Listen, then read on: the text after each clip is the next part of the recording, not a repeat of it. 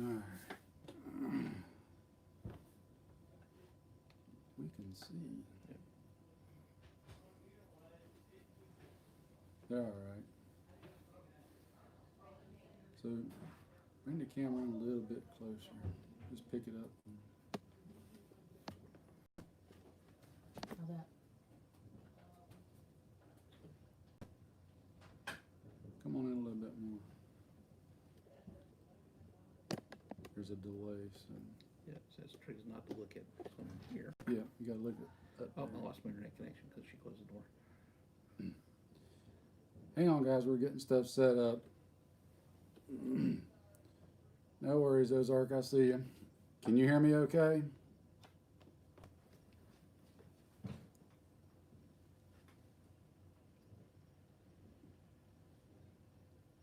Y'all can hear me. Somebody say something. All right, good deal. We'll give it just a minute for some other folks to get in here.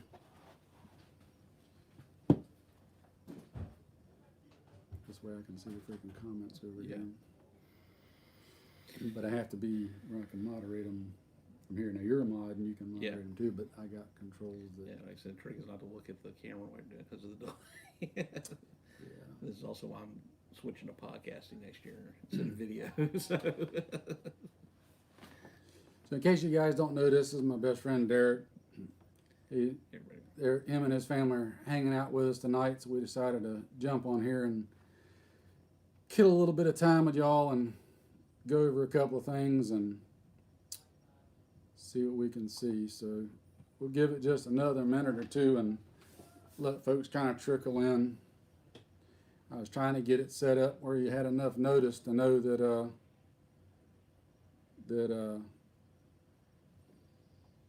I was going to be doing this, but unfortunately I couldn't get the notification to work like I wanted it to, so we're kind of having to wing it.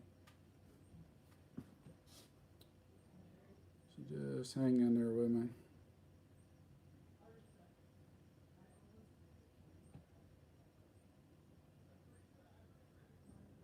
Make sure I got everything right.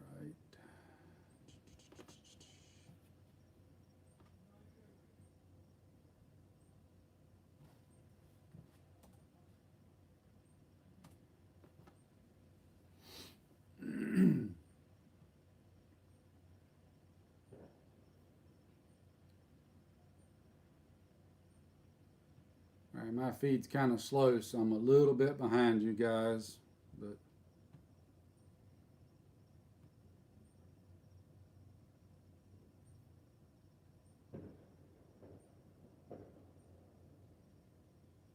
all right, it deleted that other one. We're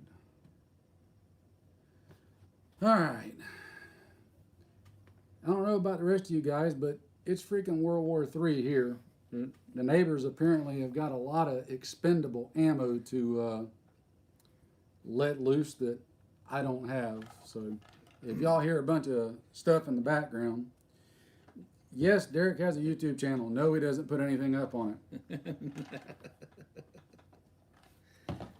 Yeah, my job keeps me busy. I don't normally do a lot of the YouTube stuff because, yeah, sometimes it's just easier for me not to not to say stuff. We can't give away a lot of details due to the nature of the situation, but he does work in the grassroots political arena, and that's about all we can say.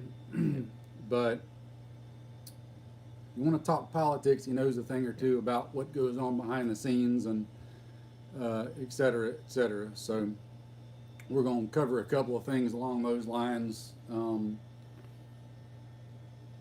Kind of go from there.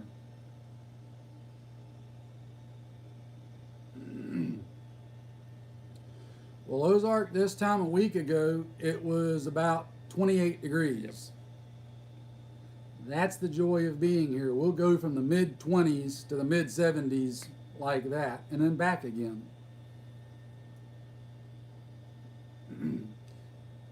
Yeah, Victor, that's why we're not going to give any details just for the sake of his job and YouTube and everything else. So yeah, I can talk about some broad term things, like I can't mention specifics and specific information I may know from But it's, doing grassroots activism work, among the hardest people to actually get involved are the more freedom oriented folks. So that's a tough job. The left seems to be able to just drum up anybody to go out there and do this stuff, but on our side it's a little bit harder to get folks to actually want to do the work. So People like to sit online and complain and gripe, but then they don't actually like to put the rubber to the road and actually get out and do what really needs to be done. And unfortunately, whether you like it or not, the left and the SOCOMs, they don't have a problem doing that. And that puts us behind the 8 ball pretty much perpetually. So one of the things we wanted to touch on just to start out here, and anybody can obviously catch up on this down the road when they're watching, but as you guys know, the Senate runoff elections are coming up in Georgia just next Tuesday. And it's tough to really push this because on one hand, I'll be honest, there's not a lot of hope right now of anything changing. We're sadly almost a done deal. However, the Georgia Senate race runoffs are extremely important from this standpoint. If Republicans control the House, there's a chance, not the House, the Senate. Yes, Senate. Duh.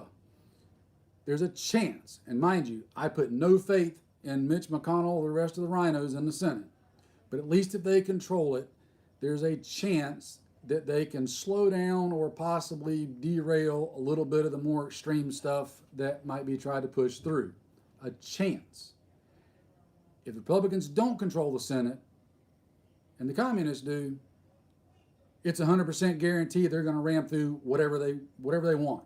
So you've got some chance and no chance. You got to decide which one you want. Some chance might buy us a little more time. Some chance might hold us off to the election, the midterm elections in 2 years, and maybe by the grace of God, things will change a little bit then. But if we don't control the Senate, that's it. The amount of damage that can be done in 2 years could potentially be catastrophic. And that's one of the things that he's been working really hard on for the entire last month. Yeah. Like he and I have hardly even seen each other, is getting people to get out and get the vote out in Georgia. And I'll let him say a little bit about, why that's important or whatever. So we're in a situation, the Senate, even to hang on to the Senate, it shouldn't be as close and as slim as it is. So what has to happen is if the Democrats win, so let me back up a little bit. So Georgia's kind of unusual in the fact that it needs, for a candidate to win the Senate seat, they have to have 50% of the vote plus one. And they also do this open runoff in the general election thing. So what you had in the Kelly Loeffler, the Republican candidate, she had two other Republican opponents with her against Raphael Warnock. So he got all the Democratic vote, and so the Republican vote split 3 ways, but she got most of it, but neither her or Warnock got the 50% plus one. The second Senate seat was David Perdue versus John Ossoff, and there was just a libertarian candidate in there. He kind of really didn't impact it, that much either way. But again, both sides, Ossoff and Perdue. So now they went into this runoff election. Which is always kind of hard because, this was a presidential election year, so most of the focus was on that, so you get a higher turnout. When it goes into a runoff, then, those tend to be lower in attendance. So what I've been doing is every day, pretty much, I go to Georgia to go knock doors in certain areas to try to encourage people to go out and vote. To get involved in the election. And I ran into folks early on that had no idea there was going to be a runoff election. They just thought that it was over.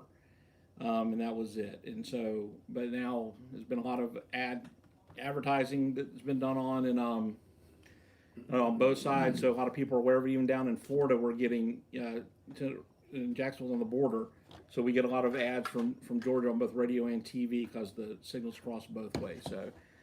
So what's at stake here is that the Democrats need to win both seats to force a tie in the Senate.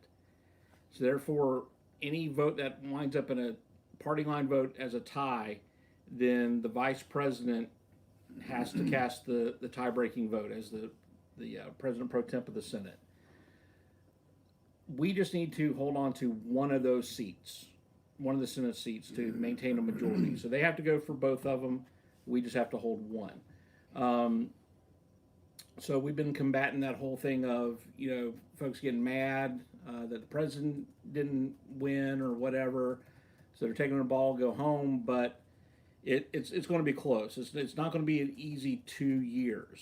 And so that's been the biggest challenge, is that the Senate shouldn't be that close. We've actually made some headway in the House this time, which was surprising. Right. But the Senate, is really, it's even with 2 wins or 1 win, it's a slim margin in the Senate. So that's all you can really hope for with that, because that will kind of keep the balance of power in the House. Which what's why I've been trying to tell folks anyway, is that everybody spends so much time and energy focusing on the president and the executive branch that for the most part the Congress gets ignored, and constitutionally that's the most powerful of the 3 co-equal branches is Congress. So it's easy to get people to turn out to go do stuff for a presidential election. It's harder to get folks that believe in freedom to actually get involved in the House and Senate elections, because they just think that the president is the bee's knees and whatever happens there, that's the most important house. But it's always Congress. Congress is always going to be the most important when it comes to these things. Yeah, you got to remember, guys, Congress really holds the power structure of everything. The president can't make legislation. He can't create it. He can't spend money to a point. That's all Congress. The House is the one that spends the money and assigns where it goes and who gets it. Congress is the ones that creates the law, establishes the penalties for breaking the law, et cetera, et cetera. But everybody gets wrapped up about the presidency, and they fail to get out and move. So try to hit a couple of comments. So you don't think that Trump still has a few cards up his sleeves? A lot of discussion about the 6 and various strategies. I'll be stone cold honest, guys. I pray every night for a miracle, but short of some straight up miraculous divine intervention, I don't see it happening. I think, so on a cynical note, I think we've been strung along.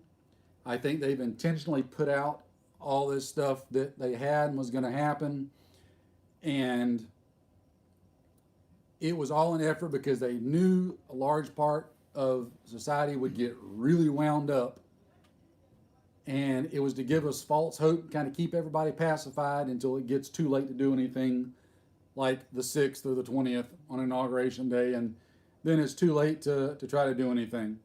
So I don't honestly think there's a legit hope. Now, I will be perfectly happy to be wrong. I've told you guys that before.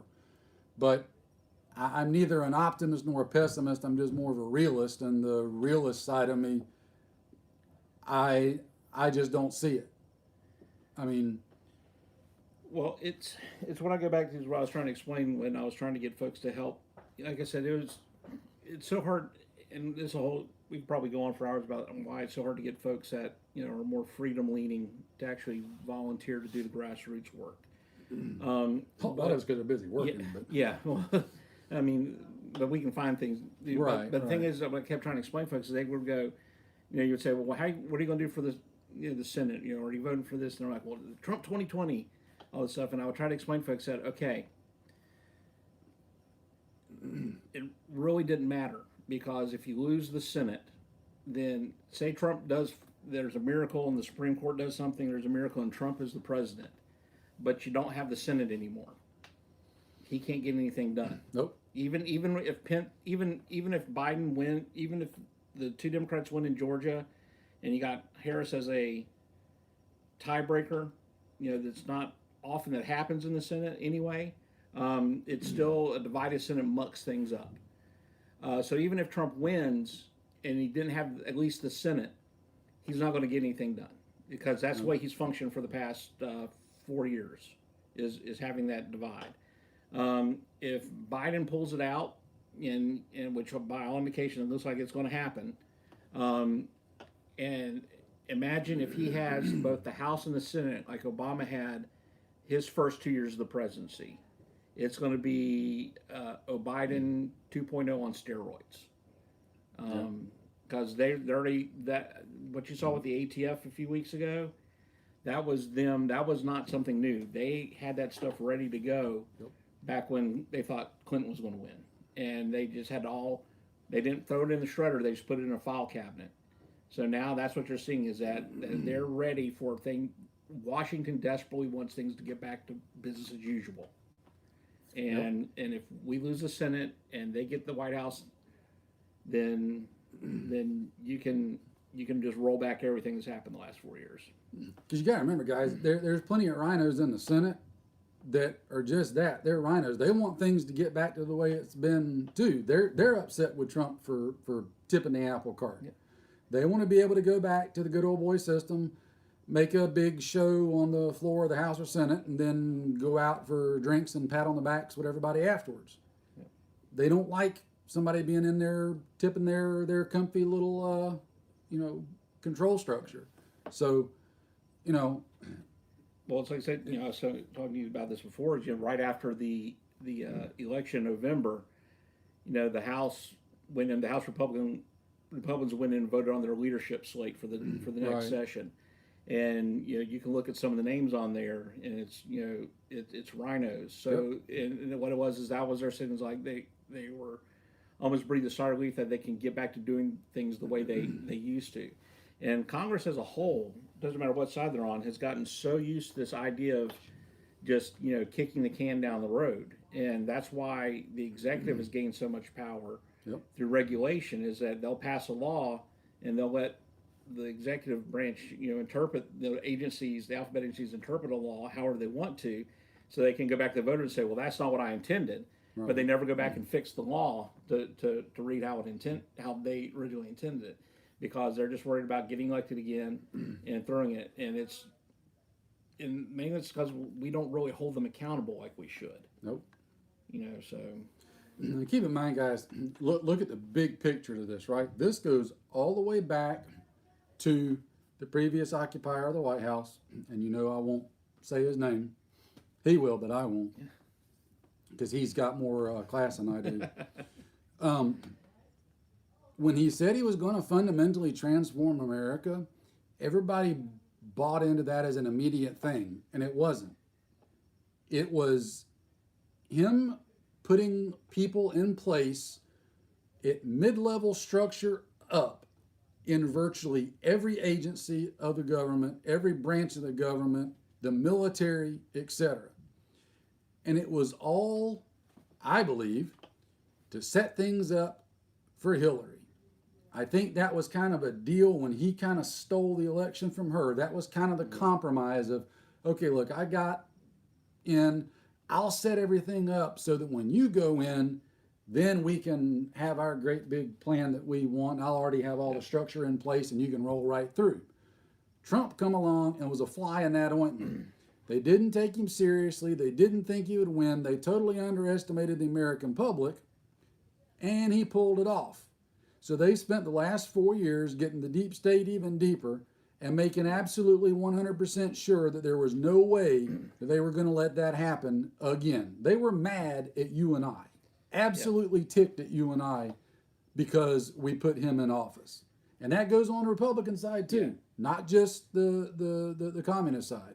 Well, I told you the story too, and I won't mention names. So right after the 2016 election, when Trump won, like early in 2017, I got invited to an event. And it wasn't related to my job, but there was a gentleman there. I'm not going to mention his name No. either because there's some controversy about this guy. But you know, he's an insider. You know, in Washington, he's got a lot of connections in there. And he was talking to us. You know, this was like not part of his speech because it was there for someone else. He was just sitting around talking. You know, a few of us. You know, and he was explaining that the reason why the establishment freaked out the way they did is that they really thought Hillary was going to win, and all these agencies already had all the regulations written up, ready for her to go in and sign on day one. And when Trump won, that threw them for a loop, and that's why everything went weird. But I just wanted to say something. So you know, Victor, you know, was talking about, you know, will there be another ballot dump for the Dems in the middle of the night once everyone goes home? So here's this is my personal feeling on that. So, you know, in the general election, you've got 50 different states, each with their own election rules and the way they do things, and it's very hard to keep an eye out on 50 different elections going on at the same time. You know, you're spread out all the football, and so you know a lot of people feel there were shenanigans that went on during that, and it is possible, and it's a possibility this time in the Georgia world. But the thing is, I think that the likelihood of that is not as great this time because everybody's watching one election. Too much focus. So it's kind of harder to do that. But that's why I've been working so hard to try to, you know, personally, you know, one-on-one go out and talk to voters to encourage them to get out and to remind them of when early voting starts and ends and in the election, just to, you know, because sometimes just having that conversation, especially with the holidays, you know, people tend, oh shoot, I was going to do it, but I didn't. But I didn't. Right. So that's why we've been doing that. So I think it's going to be a lot harder to pull off, you know, any shenanigans just because of all the focus on it. So, But I mean, we just wanted to kind of do this, guys, and get it out to y'all because you know it's the end of the year. A lot of people throwing up videos right now, and everybody's touched on all kind of different stuff. But you know, it seems like everybody's kind of glossing over, from what I've seen, the importance of just the Georgia election. And I mean, we can hope and pray all we want, which I highly encourage you to do so. I mean, pray about it daily, but we also have to face reality and don't stick our heads in the sand. You need to be getting ready for the potential that he gets sworn in and the potential that you lose the Senate. I mean, like you said, stuff like what the ATF just did. I guarantee you they've got file cabinets full of this stuff already wrote up. Not just ATF, but other branches as well, representatives, senators, etc. And all they're doing is waiting for the right time to open them file cabinets up and start pulling that stuff out and throwing it out there. It ain't going away. They're just waiting for the right time. And that right time, that perfect storm for them might be coming up with Biden and Harris in the White House and then controlling the House and the Senate. They can ram a lot of stuff through in a real short period. And then if you add in the division in the country, back in when the previous guy won in his first 4 years, the country wasn't as divided as it is now. There was still some cohesiveness, but the division that's going on right now, it will be very easy for them to ram a bunch of stuff through, and half the country wants it. Yeah. So, I mean, you got to acknowledge that reality. Half the country wants it. So, the flip side of all that is, you better start planning and getting ready like it's going to happen. If you do that and it doesn't happen, you're not out anything. But if you sit back and don't do anything and it happens, you could find yourself way behind the 8 ball, and that's not where you want to be. Yeah. So, now, go ahead. I know. So, one of the things, you know, I use left and right, but I really mean, you know, pro freedom and, you know, anti freedom aside, is it's the way it's the way they view the election process. You know, folks on our side, we tend to look at it as a as a short-term gain. That there's set rules to this, and that there's there's a time frame, and at the end of it, we count the score, and you either won or lost, and then we just reset for the next game. We'll come out again in 2 more years and do this again in the in the midterms, which midterms elections where a lot of the states on lots of happens on states like we're going to have our governor's race coming up, and I think one senator. We had one last senator alternate, so another Senate race coming up. The other side, they don't view this as a short-term gain. It's a long-term gain. They're already working now on 2022. That's already going, and they will take a loss in the short term as long as they get a gain out of it. They wake up every day and ask, did we advance our agenda further today than we did yesterday? Our side doesn't do that. Nope. We've learned some lessons from the other side. We sure complain a lot, and we engage in cancel culture now. We post clever videos and we point out when somebody does something wrong, and expecting it to impact them. We learn the wrong lessons from them. Yep.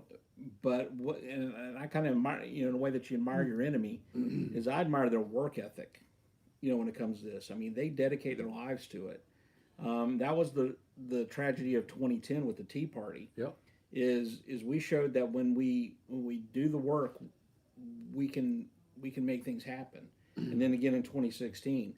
But then after that, we just went home, and because we had businesses to run and families to feed and take care of. Yep. They let the momentum the Tea Party created die. Yeah. So that's where they outplay us. Another thing that killed the Tea Party too was people's fear of being labeled. Yeah. As soon as the communists started throwing around the teabagger labels and racist labels and all that, all of a sudden people are like, oh, I don't want to be labeled as that. So they start backing away and distancing themselves from something where they need to be embracing it and throwing it in people's faces. I don't know, kind of like maybe the other side does. Be proud of it. Throw it out there. Yeah. You're right, I'm Tea Party, whatever. But something I was going to say about coming up on the 6th. I'm seeing lots of chatter, everybody freaking out about the 6th. I'm gonna say it like this, and I know we've got mutual friends that'll probably watch this and disagree.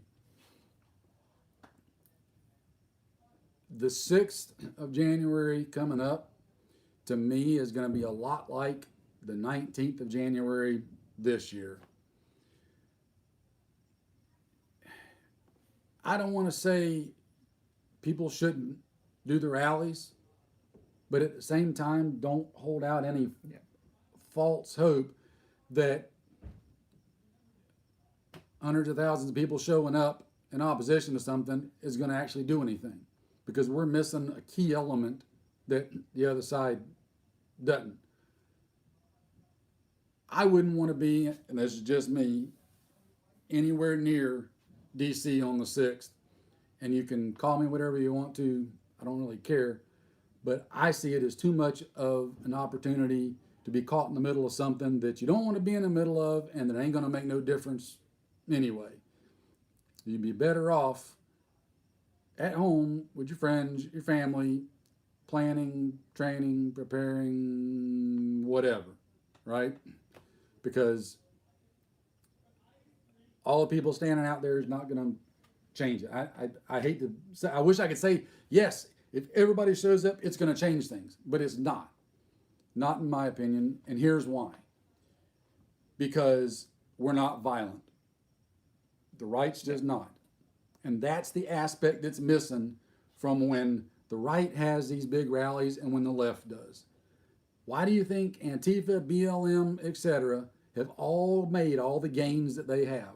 Why did John Roberts just say that he wasn't going to take up the Texas case? Because he didn't want to be responsible for Antifa burning down more cities. The violence worked.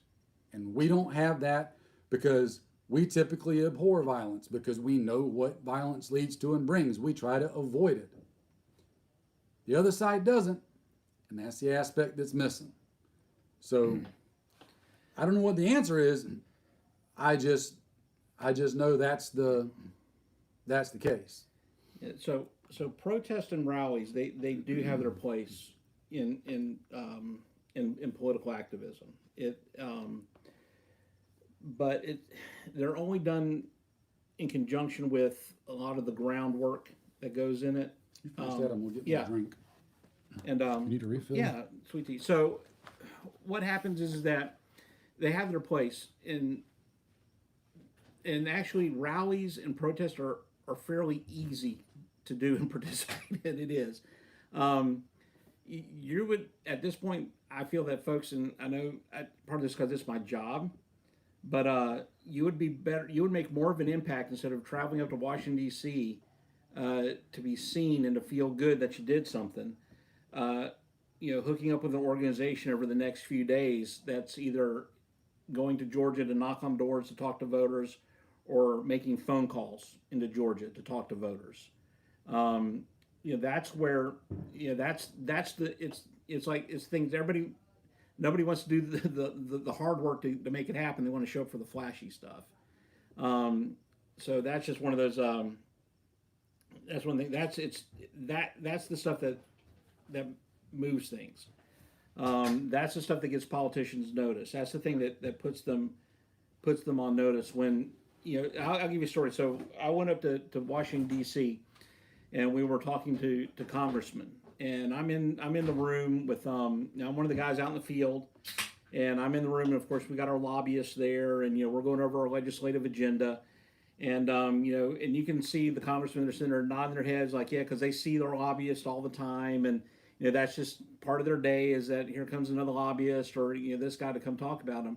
And in one of the meetings, they looked at me and they said, well, Derek, do you have anything to add? And I said, yeah, I'm the guy that's back in your district, knocking on doors, talking to your voters, and I'm telling you, what we're asking for is what we're aligned with. And his demeanor changed because he was no longer talking to the guys that live in D.C., that go to the cocktail parties, that they run into in the hallways and the committee meetings. He was talking to somebody that goes and talks to the people that decide whether he has a job in 2 years or not. And that's, so it does make a difference, but like I said, rallies have a point if you put the groundwork in it or afterwards put the work into it. You got to have teeth to it. Otherwise it's just a show that you put on. And that's what I see with this, because I'm not seeing any grassroots work going in before this rally to make these folks understand why we're holding this rally, and more than likely there's not going to be any activity afterwards to follow up on any impact that the rally makes. Right. And Victor, just to touch on a couple of comments real quick, I understand what you're saying. I know where you're coming from, but keep in mind one thing. If you have a driver's license and pay taxes, the people you need to worry about already know everything they need to know about you, and they already know where you stand and who you are and what you do. But I'm not disagreeing, I'm just pointing that out. And yeah, big britches. I agree. If somebody wants to go, by all means go. I don't hold a grudge against you, and I won't say anything negative about you going. I just offer the realist side of don't be disappointed when things don't happen like you wanted to, and just be really, really careful while you're there, because I think in the climate that we're in right now, there is the potential for something to go bad and you be in the middle of it. Do not underestimate the lengths at which both the deep state and their surrogates via Antifa and BLM will go to it's also, do something. It's also, do you want, what size of the impact do you want to make? Right. That's the thing. Like I said, it's got its place and it will make an impact, but is that where your efforts will get the most bank return on investment is the term we use. Right. Invest your time and energy, will that get the return that you want? And that's, it's kind of, it's one of those things, unless you got folks, that can take it and run with it. Any movement that you generate going to a rally, if you got people that can take it and run with it, and do what needs to be done afterwards to keep the impact rolling, then that's great. But if not, then you just enjoy it. Enjoy a beautiful city. Right. Washington. Parts of it It's anyway. gorgeous, man. Yeah. So I mean, enjoy the trip, and make some friends, and but you got to come back and work. You got to do the work. Regular dude. I mean, and like I said, that's cool. If you can make the trip, want to go, go. I've got friends that are going. They're traveling from down here and going up. They wanted us to go, but I can't miss the time from work. That's just plain and simple, because people aren't gonna sew y'all's gear and ship it and put money in the bank and pay my bills. So, and I got some other stuff going on anyway. Yeah, But regular duty. Yeah, it is a swamp, but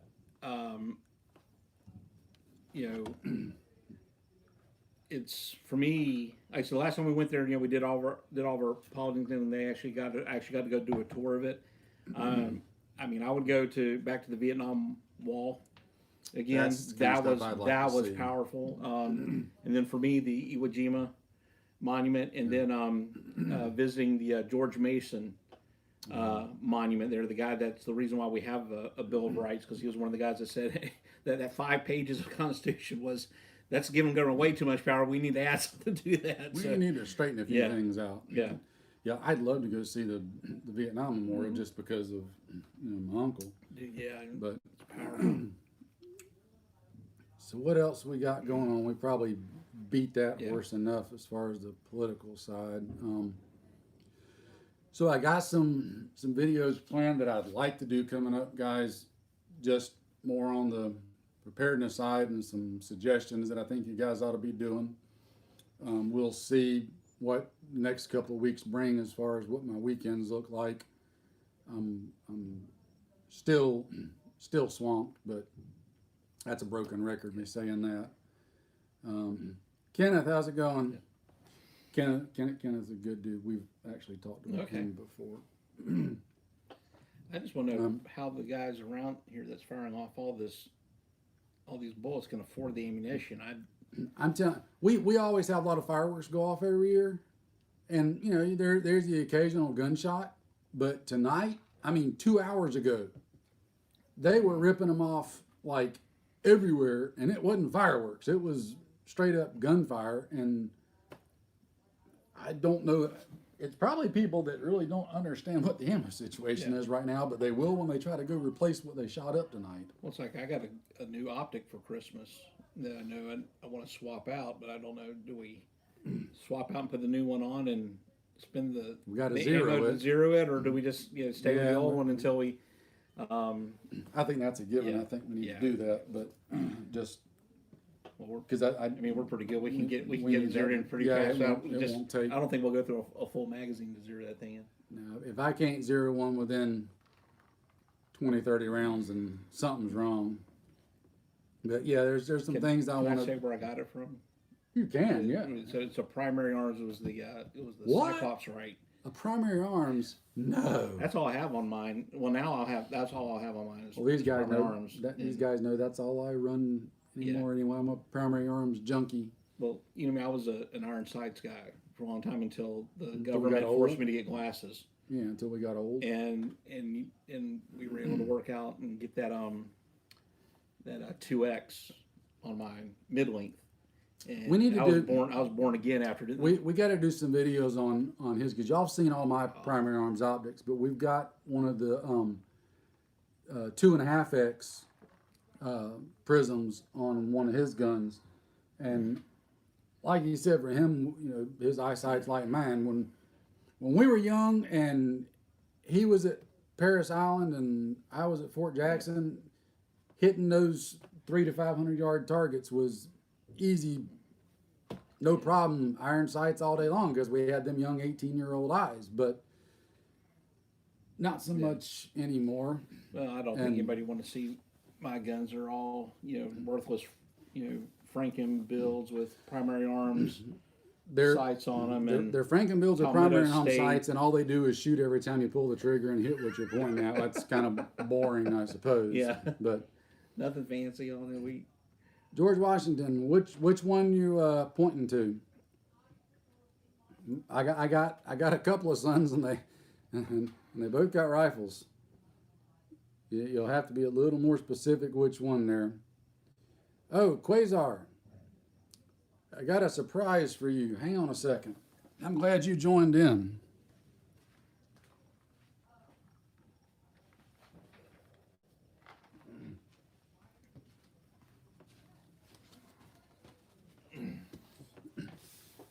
All right, Quasar, here's your proof.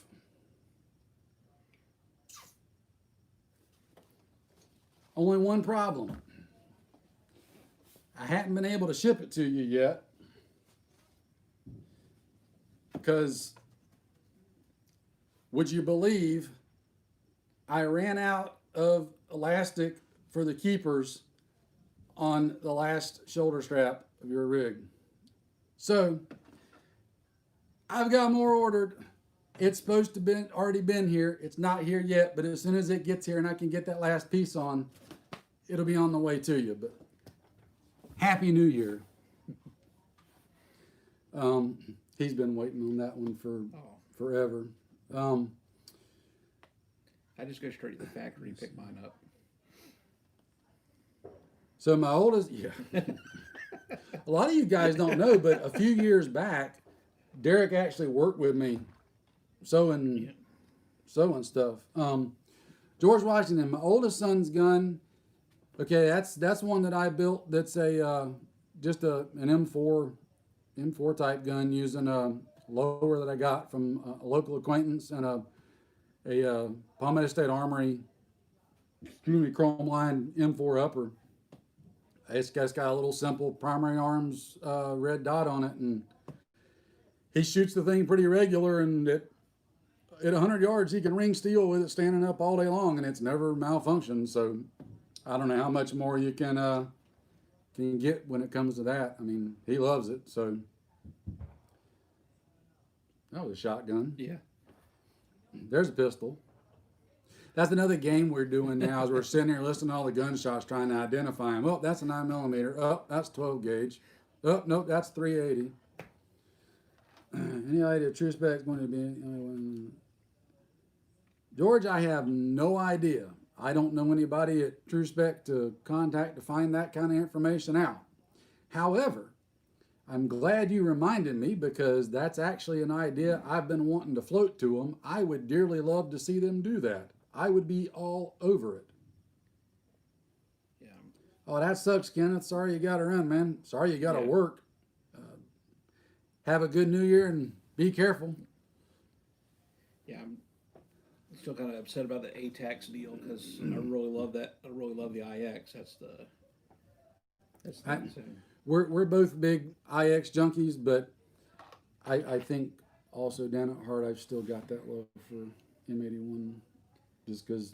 Well, I know that was what we had when we were in Woodland is what we were both issued back in the day, and before we were issued it, we grew up using it, and I think I'll just go all the way back to just doing OD, like there's something to be said for solid OD too. early 80s, to just let the sweat and mud camo it up for me. Well, somebody made a comment on one of my Woodland videos about they use Woodland, but they also like using plain OD, and I was like, nothing wrong with solid OD. Somebody may or may not have some videos planned on solid OD. I don't know. I'd have to talk to them and see. I like having Oh, we got red solo cups coming out the yin yang right now. I like having a pair of OD BDU pants, and then using that 241. Yeah, that 241 smock with the what was it, the altering tiger. Yep. And then just keeping that OD bandolier you made for me. Yeah, we got some ways of mix and matching some stuff too, guys, that I think we'll probably try to do some videos on and show some stuff. There's ways. I don't know phrase it. Okay, so you guys know I'm a big believer in an advocate for looking professional, right? You don't want to look like you just jumped out of an airplane and your parachute failed and you fell into a surplus store. You want to look professional, because the more professional you look, the better image it projects to both friends and threats. But that said, there's ways you can mix and match stuff, be it out of necessity on a budget or just because you want to, and it still look professional without looking like, again, like you just fell into a surplus store or something. But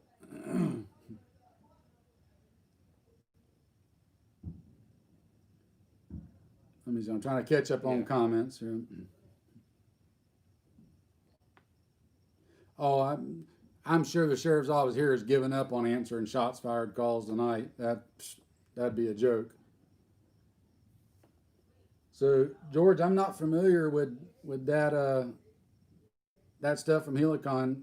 If it's clothing material, it won't do me much good because my machines aren't set up to sew clothing.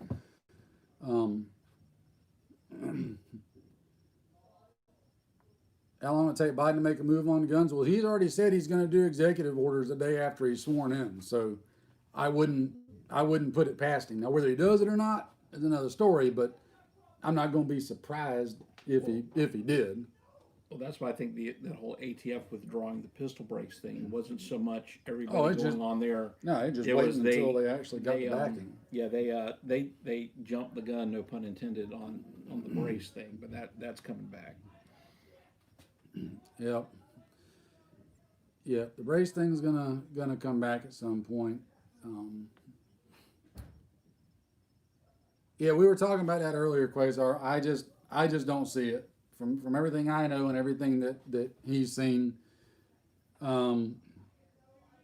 It's pretty much a done deal. And I know you just come in, Quasar, but he works in the political arena. That's his job. So we just don't see it as being a reality right now. But let's see, what else was I going to talk to you guys about tonight? I can't see my times. Oh, there it is. Okay, we still got a little bit of time. Not in any rush.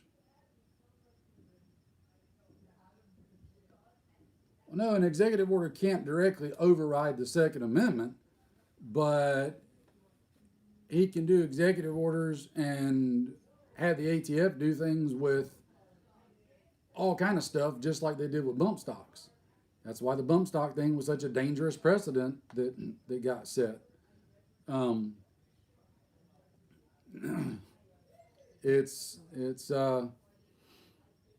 There's a lot he could do with executive orders, put it that way. There's a lot. What it would take is Congress to actually fix the law. Right. They're not, and they're not. They don't want to do that, and it's because we don't really. I can go on for hours about holding accountable and how you do that and how you actually get that stuff, but it takes a long time to do. And Congress, like I said, are masters of passing the buck. I've been fighting. I've been helping to fight the whole. The 2001 authorization to use military force is a brilliant example of Congress passing the buck off to some, passing their responsibilities off to the executive branch and being completely happy with it. They've just grown accustomed to that, and that's what it takes to fix it. He can write all the executive orders they want if Congress would just fix the law. And then the courts will default to whatever agency's interpretation of the law. And here's the thing: is we get all wound up about the ATF, but the ATF is just one of many that do that on a daily basis in all the other areas of our lives. Right. So it's just our visible because that's the one we watch because it's the thing. But it's just that's just the way they run. Well, the EPA is another one that's horrible about that. EPA, FDA. All these different federal agencies do this kind of thing on a daily basis. We just don't see it. It doesn't get put in the limelight because it's not as high up on our radar as things are that deal with Second Amendment related issues. So, it's nothing new. Nothing new at all. What else? Can't show you any gun stuff because that YouTube will kill the live stream for. What else? Let's see what the comments are. What can't we do? You can't show firearms on YouTube live streams. They'll kill the live stream. Ah, okay. You can't physically show it at all.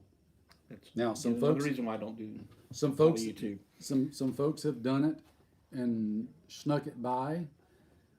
Some have used airsoft guns and snuck it by, but I don't want to risk it. Yeah. Not at this point. Quasar said Harris is going to give her. She doesn't have to until There's another pistol. the 20th. You know, that's the thing. Yeah. And if she does, then the story becomes who they replace her with, and that's Yeah, elected VPs in the past have a lot of times given up their seat early, but they don't have to until like inauguration day. That's the only time they have to give it up by. So her not giving it up already, that's not really something I'd bank too hard on as a sign. And the briefings, I mean, that could just be as simple as Trump just sticking it to them just to be a pain in the butt. I don't know, but it's possible. Yeah.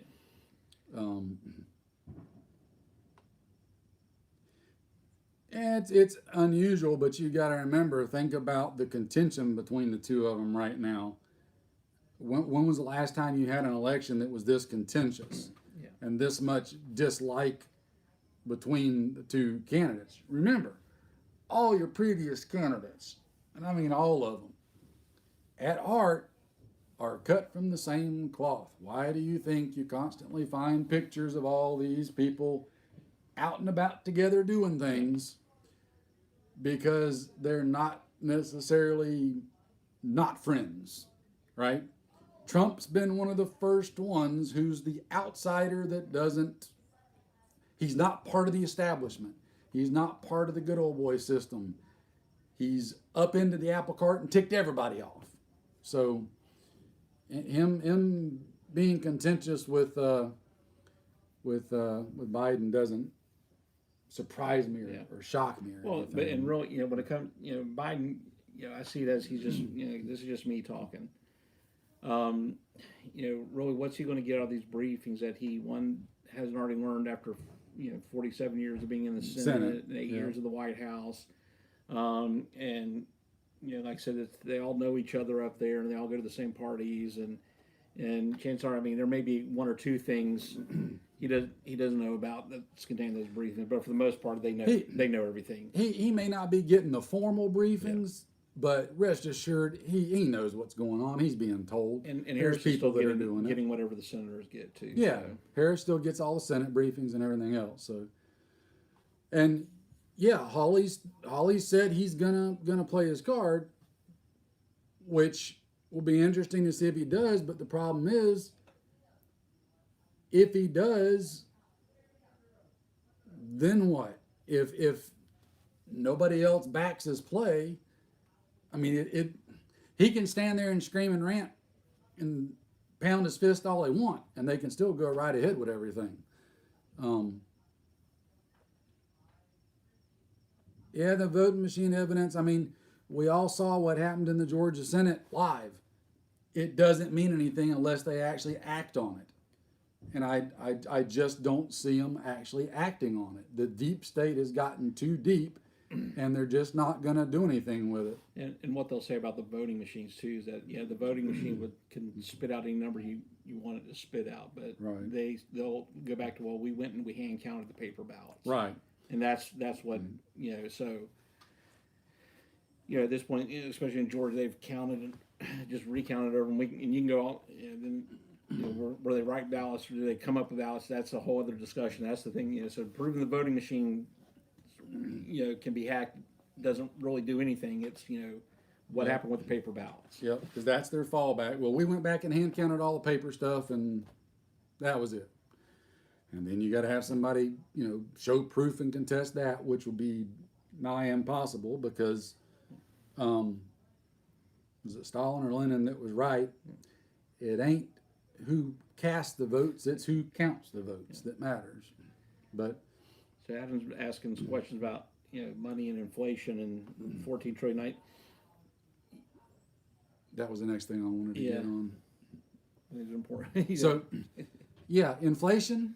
I'm honestly surprised that it's not worse than what it already is. And if we keep going the way we're going, it's gonna get here. There will be no avoiding it. Now, when? I don't know. But it will show up at some point. So this is something that we were actually discussing before we got on here. Things like this stimulus bill that's being passed and the amount of money that's just being created out of thin air. It's monopoly money. People don't comprehend what $1 trillion is, much less multiple $1 trillion. They don't comprehend that money's not there. The government's just going to create it out of thin air.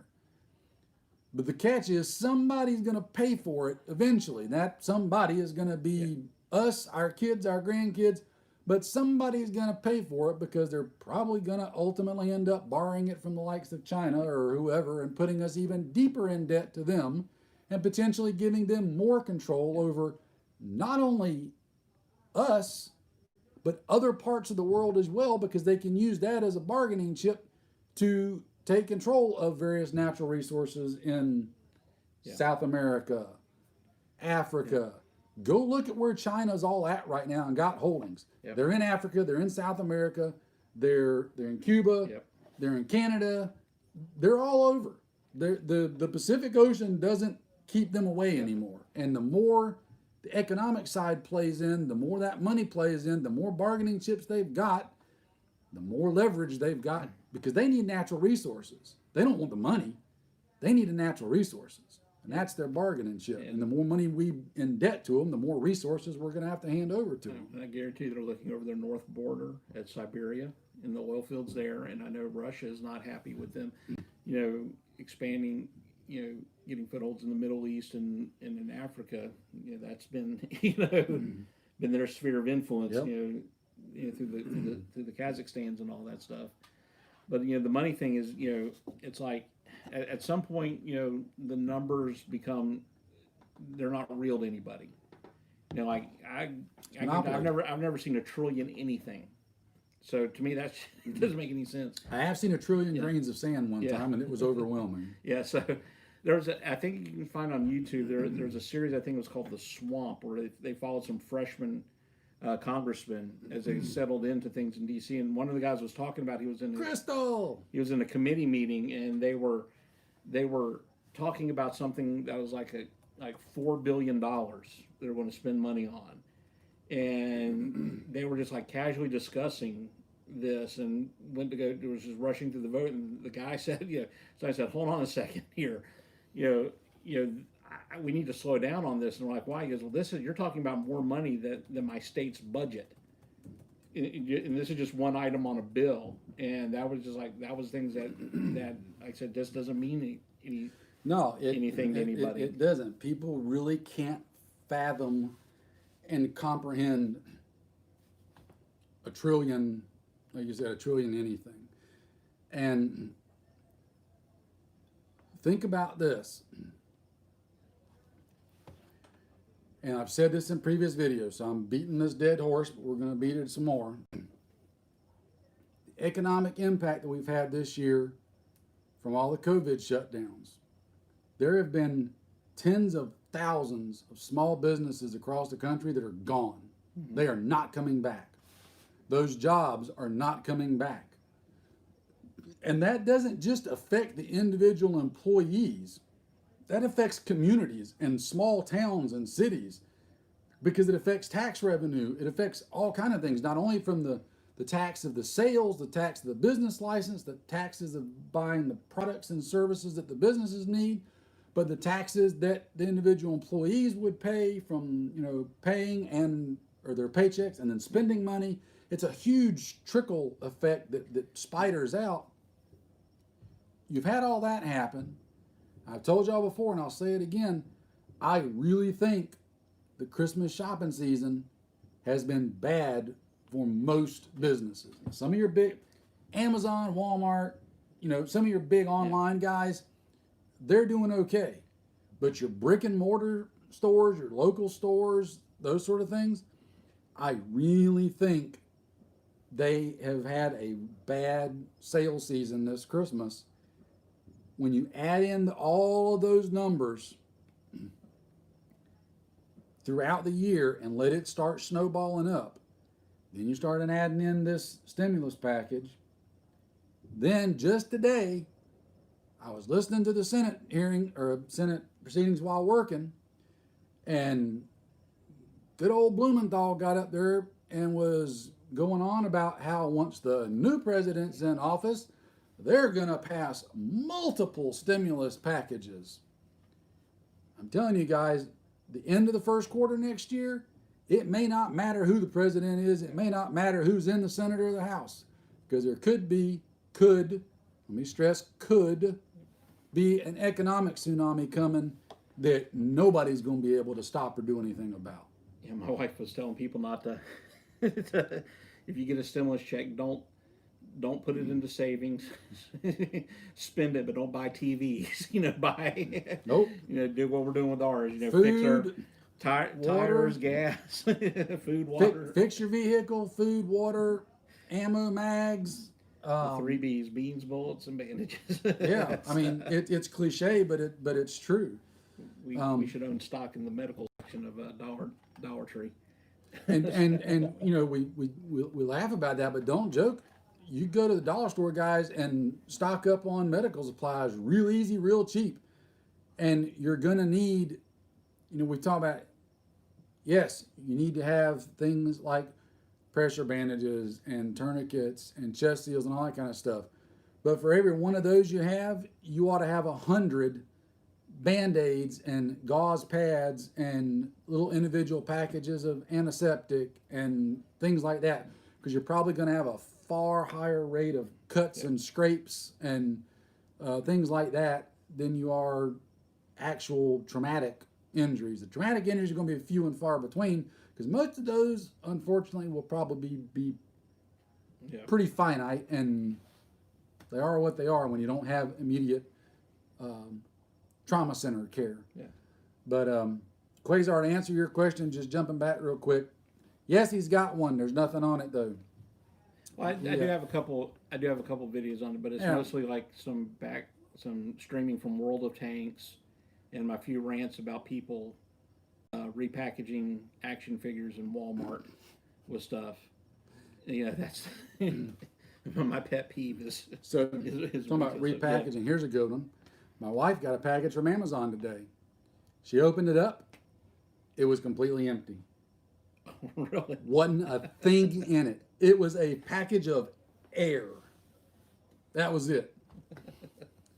So yeah, she's got to deal with that. Let me go back and try to catch up on some of these comments here. Just hang on, guys. Monolithic polymers from KE Arms. I'm not familiar with those, George. I'll have to go look them up.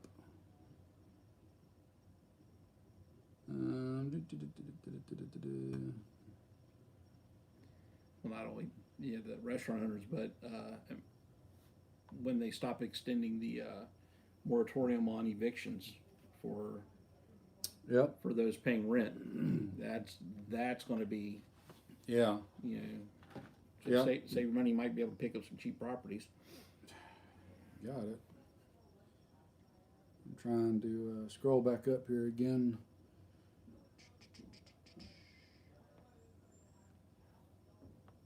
Yeah, great reset of 2021. So I love all the stuff on social media when I see everybody all, okay guys, we made it to the end of 2020. Here we go. 2021's coming, and let's make it a great one, and blah blah blah. And it's like, you realize you've only got X amount of say so in how the year goes. you can control your individual sphere. The rest of the world, you're kind of at its mercy, and it's a much bigger place than our little individual spheres.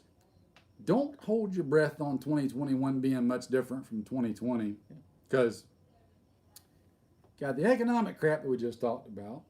You got the potential political nightmare that we just talked about.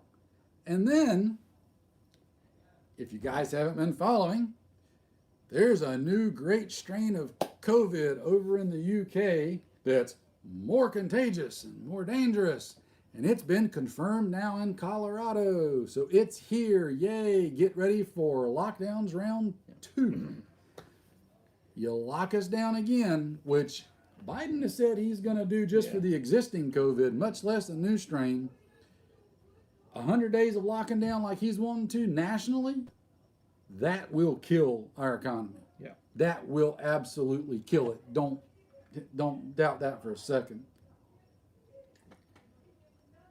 See, that's me, man. I'm expecting it to be just as bad, if not worse, and I'll be perfectly happy to be wrong if it's not. Well, it's the end of personal responsibility. Yeah. Is what it is. Is that you can't let people take responsibility for their own actions. I'll recommend there's actually a good video. It's on YouTube. It's Thomas Sowell's where he explains the constrained vision versus the unconstrained vision, and it's really it really boils down to what the issue is. It's can government take responsibility for the individual, or should individuals take responsibility for themselves? And that's where all the fights lie. Right. And so, that's the thing. So that's one of the things I like about, we're talking about this earlier about up in Georgia, all the businesses up there, and this is something that the Democrats refuse to allow happen in any COVID relief bills. Is the Republicans keep pushing, they want to give liability protections to businesses. So basically, if you come into my place and somebody 3 tables over coughs on you, and you get the COVID, you can't hold me liable. Which why should you? That would fix a lot of problems. That would give restaurant owners the ability to decide for themselves. But in Georgia, they've done that. Because I see the sign saying, "Hey, you enter into this business. It's our own place." And the thing is, business owners, to protect their business, they will take precautions. I got no problems if I go into a restaurant and they say, "Hey, if you want to eat here, wear a mask." I either decide, well, do I want to eat there or not? And I go find a place, to suit my needs. That's up to them. That's their business. But I'm not a big thing of government telling all of them have to do this. I like the individual business being able to decide, not the government telling them, "Here's what you got to do."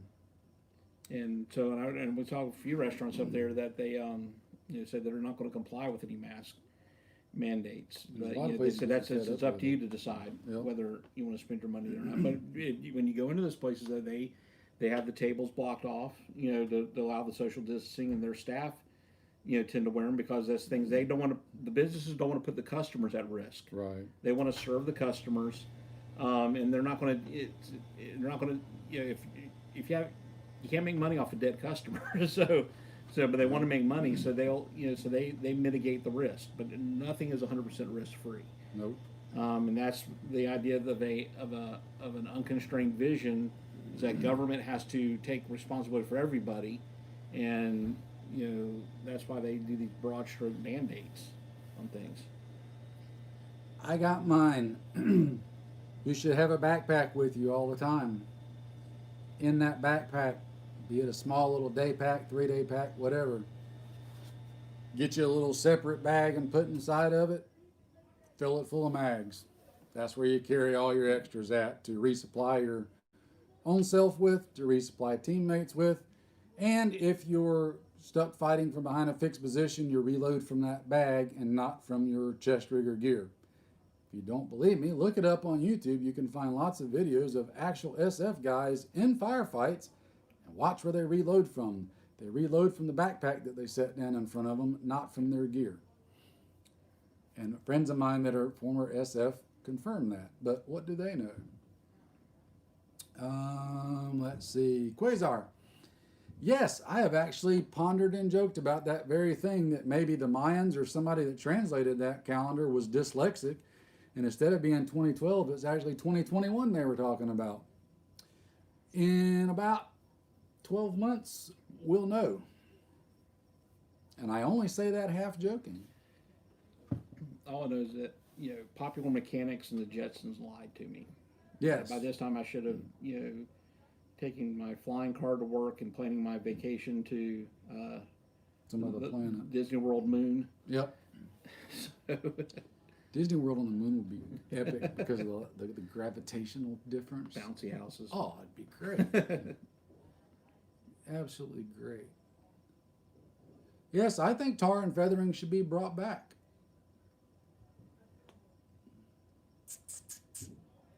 I encourage folks, what a lot of people don't know is that you can visit, they post their schedule when they come to town, and you can do office visits with them.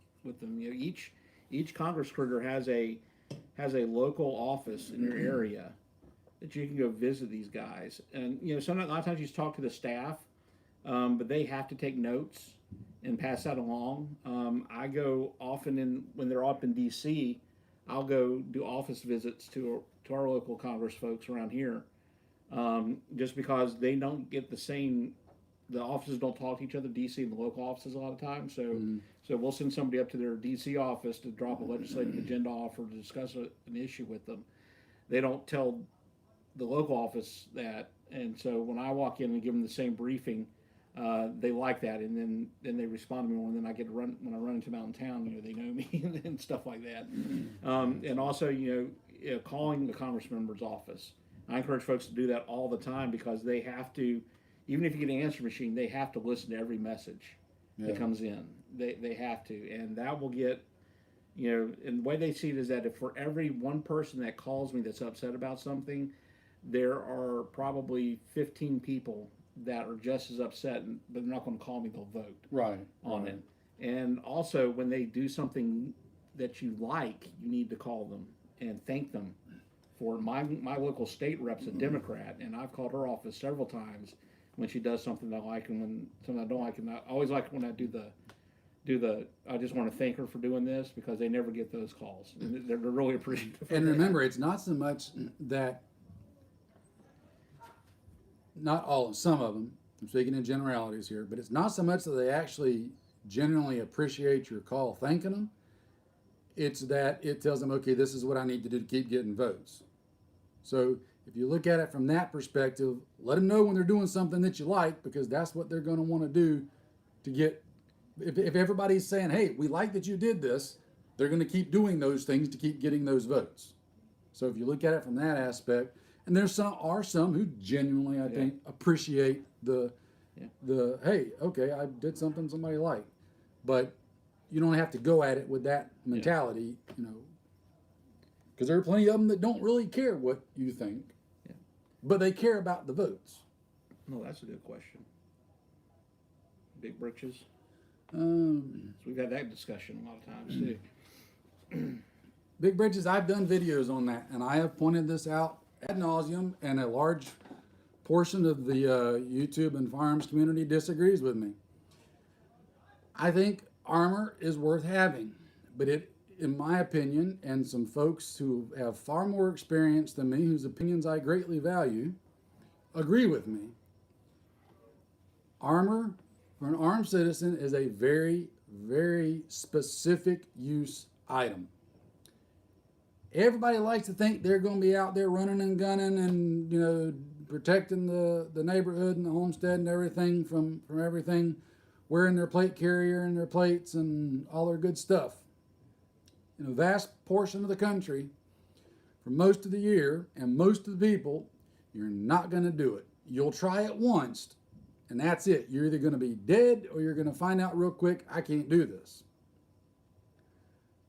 Armor, in my opinion, is for static defensive use. If you've got a retreat, a homestead, and you're pulling static security, where you're a stationary potential target, you don't have to move around, and you're like in a security spot, you can stack up a bunch of magazines on a brick next to you. Wear armor. If you are defending your house, throw on the armor.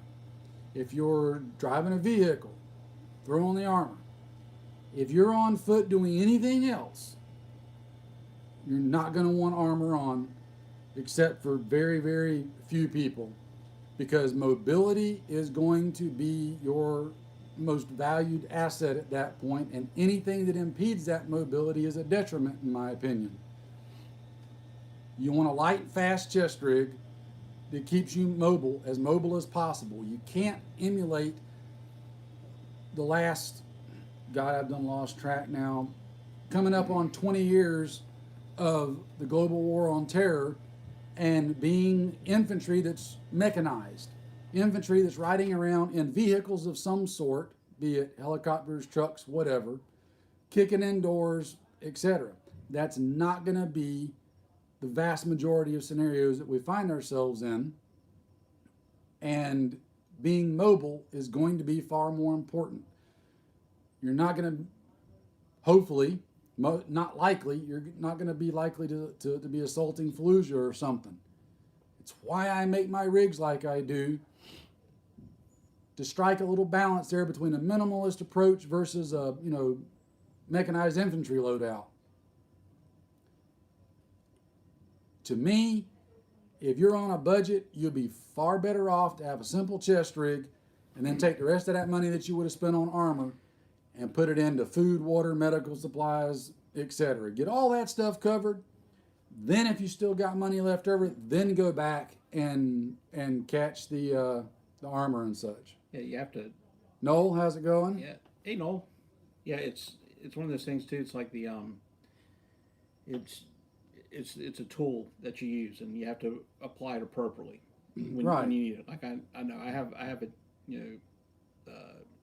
I have some plates, which on my fat frame only cover the heart, but I like I said, I don't run around with it. But if you got it, it's when you use it. But I feel that a lot of people, because they see the movies and they see the big time shooters, they think it's a magic talisman that will ward off bullets. There's actually been some studies done on that. Guys wearing armor will tend to be a little bit more risk taking, because subconsciously they've got the armor on and it'll cause them to take chances and risks that they normally wouldn't. Secondarily, this has been a gripe of mine for many years. I've been taking training classes for well over 20 years now, and it's a problem that I started seeing about 10 years ago. A lot of the static square range training that's being done has you standing perfectly still in the open. Standing perfectly still in the open using body armor, okay, you can get away with it. It's still not a good idea, because those legs that hit you in the stomach, the pelvic cradle, the thigh, the upper shoulder, the neck, the head, etc., are still going to have very bad results for you. But man, you look cool though. You do. Because you can impress your friends with your split times. Yeah. Your number one default thing should be practicing fighting behind cover, not concealment. Cover, because cover offers concealment too. But covers, things that will stop bullets. You hear gunshots, you need to be finding something to get behind. Yeah. That should be like first thing you do. But taught us in boot camp that mantra: I'm up, they see me, I'm down.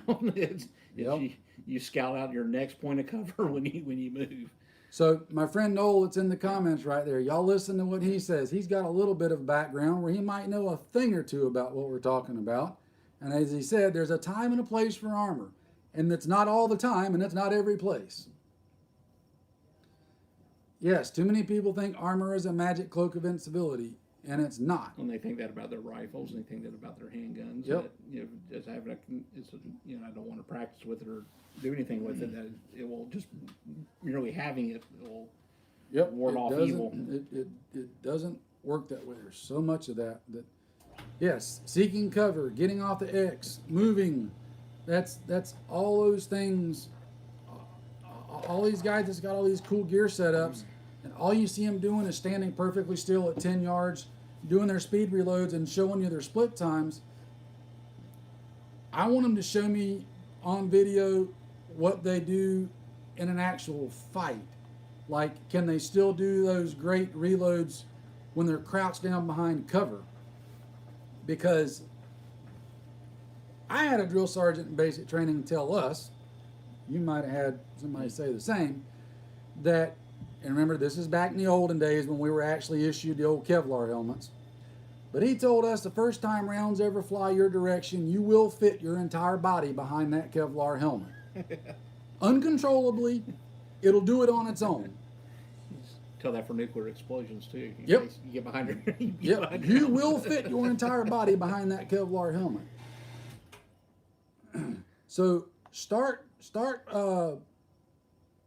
practicing those reloads from behind cover when you're crouched down really low behind something. Suddenly your gear tends to change a little bit, and so does your methods and techniques. And Amazing how that what happens. as you change too. You know, a lot of people, you know, you don't stay young forever, and you know, like I know physically I'm not in the best shape, but then I was up in North Carolina working on a Senate campaign, and I hurt my knee, pretty bad, and I know that it's not going to ever be the same again. So now I've got to rethink my whole. Will I be doing patrols? He's got to change how he's doing stuff, because the Marine Corps did a number on his knees, and it's caught up with him over the years. There's nothing to do about it. It is what it is. So you adapt and work around it. And then things like injuries. I mean, we're not as young as we once were. Yeah. I've had 2 back surgeries, including a major one. I got some titanium parts in me now. Things don't move and work quite like they used to. So you have to adapt and change. I've said it in other videos. To think that everybody's going to be running around like, Ranger School candidates, or that if you're not a Ranger School candidate, you're worthless, is bullcrap. And it's false. There's a reason why they get you in boot camp when you're 17, 18, 19 years old. And I know now they've extended the age, but I think when you and I were in, the cutoff was 27. So we were in at the same time. Yeah. So he left for boot camp at Parris Island a year before I left to go to Fort Jackson. So tender age of 17, turned 18 in boot camp. Got to do push-ups for my birthday. Yeah, and I was 18 when I left and turned 19. Let's see.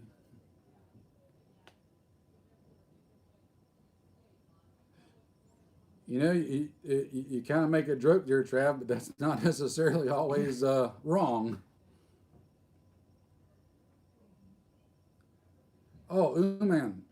I think we both still have that problem. The brain still remembers 1990 and 91 very, very clearly. And then it tends to want to try to do things that the body turns around and says, yeah, right. And then the body pays the brain back for making it attempt to do certain things. Because what used to be two Motrin and a night's worth of sleep now becomes a bottle of Motrin and 2 weeks worth of immobility. Well, I'm taking like Motrin by the handfuls now, because I'm walking, a good 4 to 5 miles every day up in the hills of Georgia, and that's just to get going in the morning. So. Yeah.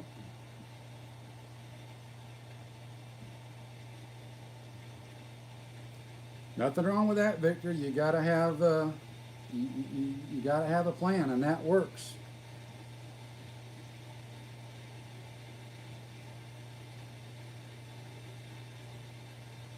Yeah, that's not all completely wrong, Noel. I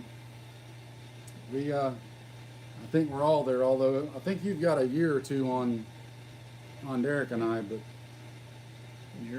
Yours is hard earned. Yeah, you earned it a little bit more than we did. But by the way, I owe you a phone call. We didn't follow through on that today, and that was my bad because I got tied up with. I was working up until like friggin' 6 o'clock when they got here. So, what else did we want to ramble about? I'm almost concerned because all the gunfires died down outside. I'm looking out the window and it's quiet. That scares me. The plan was to talk tomorrow. Okay, well then that's why I didn't get with you today, so I'm okay. See, I knew that. I was just testing to make sure you were remembering correctly. That's my story, and I'm sticking to it. Oh, there was a shotgun. Yep. Should have brought mine too. Yeah. I like my shotgun. I'm never giving that thing up. I always my go-to rifle, but I want to keep the shotgun. Good shotgun's got a good roll. Well, that was that one. That was, like I said, that was man. What year did I buy that thing? You got that. Was it 97? Yeah, because I was still at sheriff's office when you got that. So 97. He calls me from Walmart one day because they had some Mossberg's 590s in, and those idiots thought they were 500s. So they priced them at the 500 price. Yeah. And he told me I had to get down there now, and I sped across town and picked up a Mossberg 590 with the heat shield and bayonet lug and everything. And out of all the guns I've had over the years, I never let that thing go. And it still works like a champ too. I've had two 590s. I wish I still had one of them, but oh well. I mean, I got a few things I want to change on it. Like I said, I want to get a pistol grip stock on it and change up, but that thing still works. And just even though it's not practical because I'm not doing riot control, I still like being able to put a bayonet on the end of a 12 gauge barrel. Nothing says don't mess with me like that. Just ridiculous. I don't know if y'all can hear that outside, but they must have heard me. They're tuning back up again. Yeah, I've seen that new Baofeng. I've considered picking one up. I've got to check with my my good friend NC Scout and check with a couple of things on him. All right, Noel, have a good one. I'll talk to you tomorrow. Yeah, y'all can't hear the quiet ones in the background, but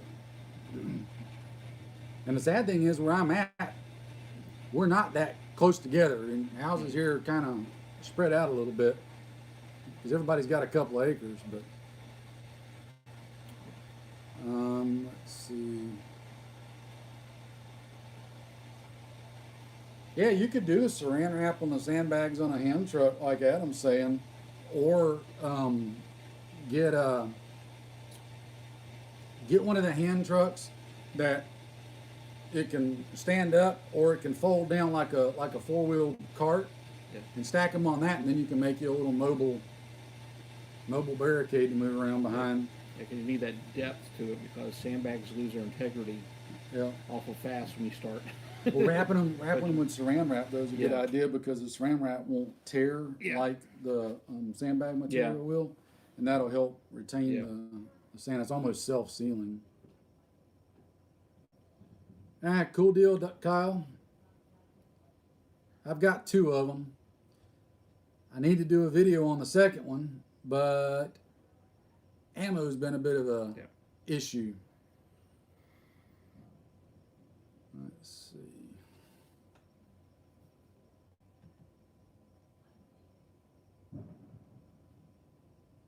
We're just kind of watching y'all's comments to see what y'all want to talk about.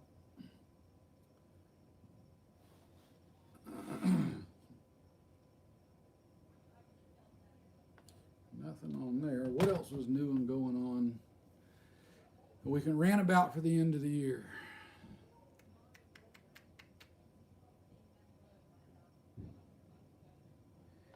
So, Victor, I would try that first to see if you can move it when it's on wheels. You know, if it's a plastic garbage can, you fill it full of dirt. Chances are you won't be able to move it even with wheels. Yeah, that gets kind of heavy. That would be good to do because it's basically that's what they put at the on the highways in front of the steel barriers. That's mostly sand and garbage cans almost that smash, but that sits there, it doesn't move. So Yeah, once you fill it up, it ain't gonna be easy to move. But it's probably 300 pounds. Yeah, and I don't know. You may be a monster. So if you can do it, man, good on you. But the wheels probably won't support that kind of weight once you try to move it. Yeah, I was gonna say, Quasar, just email it to me, and I'll take a look at it when I get a chance in the next day or two. I need to do an updated video on how we've got some of our radios set up, but I just haven't had time.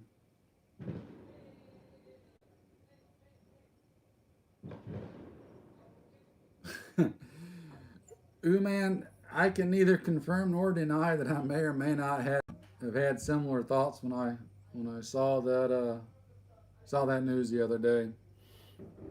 And yes, Marianne over Ginger every day of the week. You know she died. Yeah, I saw that, and that actually Ginger is the last member of the cast. Yep, Ginger's the last one to Lee's. still be alive. So Marianne or Ellie Mae? Why Ellie Mae Clan. Why I gotta choose? Probably Ginger, because Ellie Mae scares me a little bit. Ellie Mae could hurt you. She's wrestled too many pigs. Wrestling in the cement pond. She's wrestled too many pigs in the cement pond. She may hurt you. And I think Marianne will be a little bit more forgiving.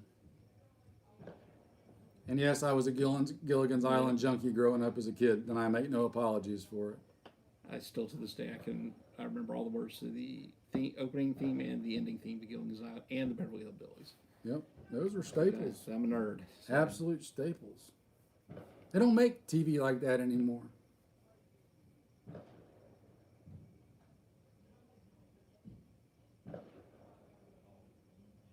Yeah, you might have a point there, young man. Kyle, because that's psychotic. Anyone who's been married knows that that's psychotic. I question the sanity of any man that wants more than one woman at a time. It may be cool to think about and say, but you ain't sane. There's no winners there. Nope. There's no winners. Hang on, I got to answer a message.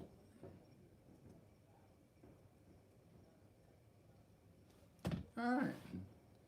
Exactly, Adam. Yeah, TV's gotten crap. Ah, Mr. Reichenbach, glad to see you joined us.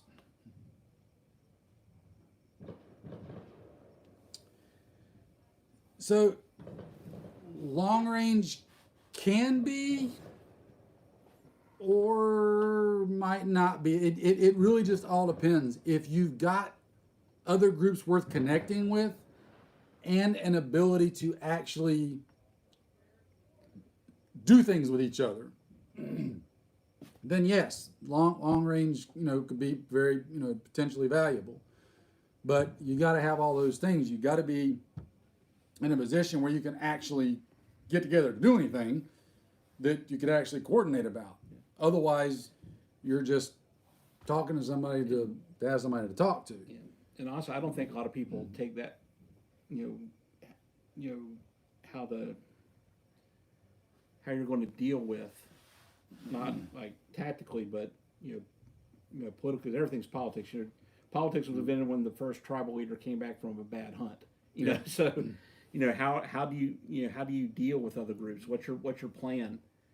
For that. Like I said, if society as we know it collapses tomorrow, a new society forms, and it's how do you build relations with these other groups and right, things and like that. You don't have to have the ability to reach out to be able to listen. You put up a good antenna, even with a little handheld Baofeng, you can listen to stuff coming from a long way away. So being able to transmit a long way away isn't necessarily as high, in my opinion, as being able to listen and just gather information. That comes in more on the antenna side, which that's a good place to go take NC Scouts RTO classes at Brush Beater. He's got some good stuff on that. Shea Bear, glad you made it, friend. Let's see.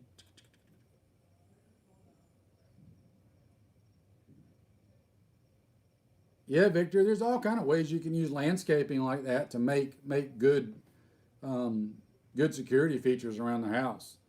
That's I know people who've done that. In fact, I know folks that have taken and used concrete block and filled it with concrete to make solid retaining walls that they could then plant flower beds in, and then would paint or otherwise decorate the outside of the concrete block so that it looks decorative, but then you've got concrete filled concrete blocks and then dirt behind that. Makes a pretty doggone good barrier, and you can make it look very aesthetically pleasing as well.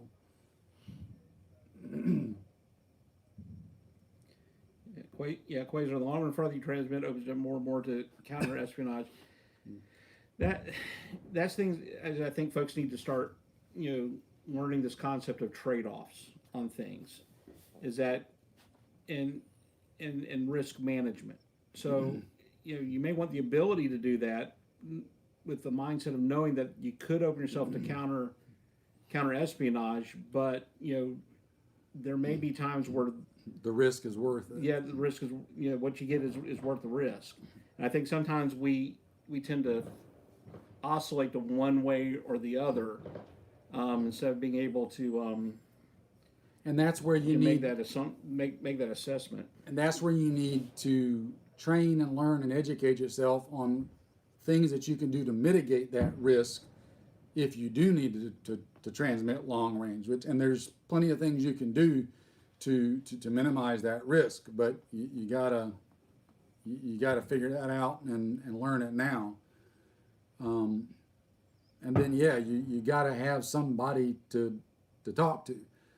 If it gets that bad where we've got to actually worry about talking to people on the radio over distances, the very first thing you want to do is know who you're talking to, right? You wouldn't want to just hear somebody on the radio and just immediately start talking to them, unless it's somebody you already know ahead of time. That's where you really start upping that risk factor.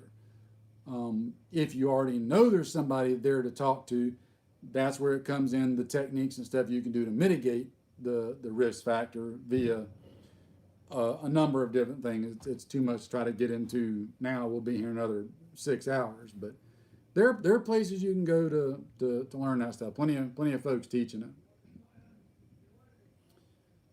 Let's see. Shellbear, I'm glad she made it.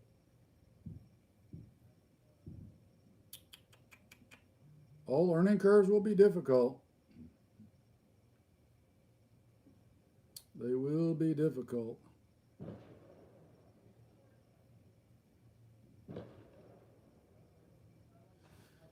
Yep, there is that. And that's another that's a whole nother rat's nest all in itself.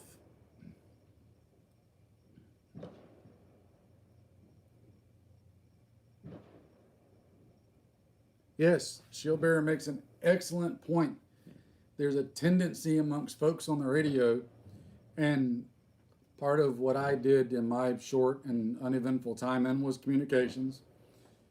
Sometimes people like to get on the radio and talk just to talk. Even infantry guys. Yeah. That's something that they have to weed out of them. People have a tendency, they got a radio, they want to talk. Yeah. They do. It's that tendency, and I still think listening and receiving will be a higher priority than transmitting, but you need to know how and when to transmit. You do need to know that. Well, that's why a lot of ham guys, they get into it so they can talk. That's the appeal of amateur radio, is being able to reach out and talk to folks. I can talk to somebody way over there. Yeah. And so I've done some videos for my work, where I've interviewed folks, and I like doing that because I find it easier that if you give people a platform, they'll talk. All I have to do is just guide the conversations. I have to do very little talking. I don't like being on camera anyway. I got a face for radio, is what I like to say. Yeah.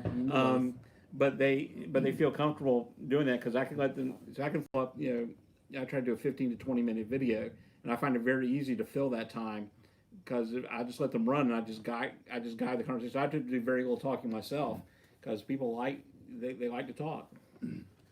Yep. And Mr. Eichenbach, you are correct. The Going Home series is one of my absolute favorites for that reason and many more. And I'm proud to say that the author of that series is an actual personal friend of mine. We have spent time in the woods before. Derek's met him. In fact, we might be getting with that author here in the very, very near future. He might be coming to a particular event that we've discussed. So big britches, and that's,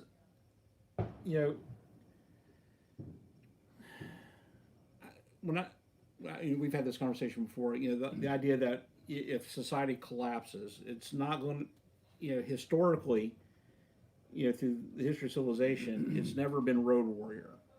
That's why it says it's going to be more akin to the Wild West, where it's homesteading and small communities that spring up and things are handled. You have to deal with it on your own. Things are handled at a much more local level. But there's going to be a problem with people psychologically coming to terms with the fact that Amazon doesn't come to your house anymore. You may only get electricity during sunny days, or you have to you eat what you grow when it's harvested. You don't have stuff out of season because you can't get it to the from the market. Yeah, and it's going to be hard for folks. But I don't think we do enough to mentally prepare people because we all think it's going to be like I said, everything collapses. It's Walking Dead. It seems like everybody thinks it's going to be one extreme. It's either going to be Mad Max or they think it's going to be like walking through the mall. I can't get people to be in that middle section that I find far more realistic. Of, like you said, it's going to be, things are going to become far more localized and primitive. Not Mad Max primitive, but more pioneer type primitive, only with modern twists to it.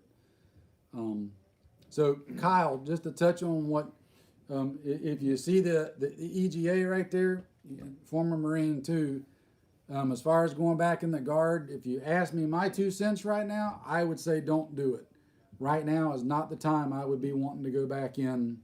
Yeah. Not for lack of service to the country. I just think the risks are too great in the next coming 2 to 4 years. Yeah, and I just I'm always upfront about it with my experience in the Marine Corps. I wasn't one of those put them in an Amtrak and floating tank and jumping out of airplanes. I was a flight equipment Marine. I worked on survival gear for F-18 aircraft. So I was an air winger. I got the same base training everybody else got. And that's the thing. So, but that's I got enough to know what my limitations are. I'm not. Yeah. No, and that's. I mean, we're both in the same boat. I mean, we both served, but ain't neither one of us did anything noteworthy, which is why neither one of us talk about it very much. It's amazing how when you don't talk about it, people want to question that you actually ever. Well, yeah, we were in, but I didn't do anything, and I don't feel the need to try to tell everybody about it. It's anyway. Let's see. I missed something up here. I gotta scroll back up. Victor, you could be right. Things over in Ukraine could be a very good picture of kind of how things would be. Another good thing, you can find it online. The author Orson Scott Card. He's more famous for writing the Ender's Game series, which that's a good book. You talk about a good military mentality, what it takes to win in a conflict. He did a book called Empire. He was commissioned to. There was a video game. It was a theoretical civil war in the United States, and he used the template of Bosnia, Yugoslavia, Bosnia, and Rwanda as what a civil war would look like over there. Where so they had infrastructure, but they didn't have they didn't have a functioning governmental system. I remember when I was in the Marine Corps, in Japan. Yeah, there was a guy that he was from Yugoslavia, and he had joined the Marines as a pathway to citizenship.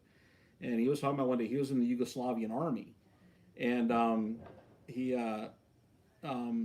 they mustered them all out one morning and told them, hey, yeah, everybody just take your rifles and go home. There's no more Yugoslavia. There's no more Yugoslavian army. And right then he knew he had to get out of there as fast as he could and do whatever it took to get to America, because it was going to come apart at the seams. And of course, broke into Bosnia, Herzegovina, Serbia, and all this the balkanization, and that's and probably Ukraine is another example of probably what it would look like. It's not full collapse. It's nothing just collapses overnight. It's a slow crumble that accelerates over time. And I think that's where we're at. This was a long time coming. So that's where I think we're at.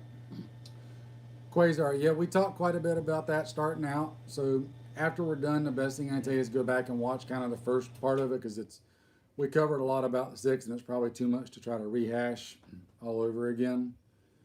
What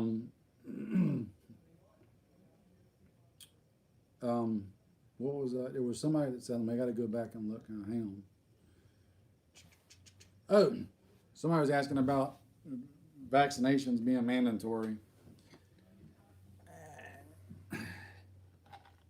I think that's going to be a hard thing to enforce, but I wouldn't rule it out as a possibility, maybe, because there's ways they've been talking about issuing vaccine visas and stuff that you got to have to be able to do certain things, like fly on an airplane, use public transportation, different things like that. So I don't know. I think it's going to be hard to enforce, but I wouldn't rule it out either. That's just going to be something we're just going to have to watch and see what develops. Excuse me. There was a good one. I'm trying to scroll back up here. Hang on a second, guys.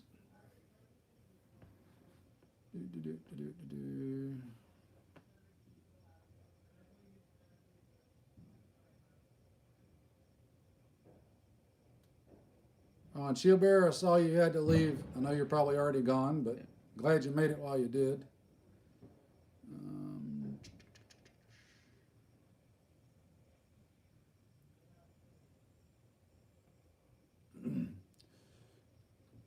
A lot of hospitals have big britches, but some are still making it mandatory. I've got a few friends and even some family that work in the medical field, and there's some hospitals that are, for certain staff, they're making it mandatory. So I don't know. I think it kind of varies.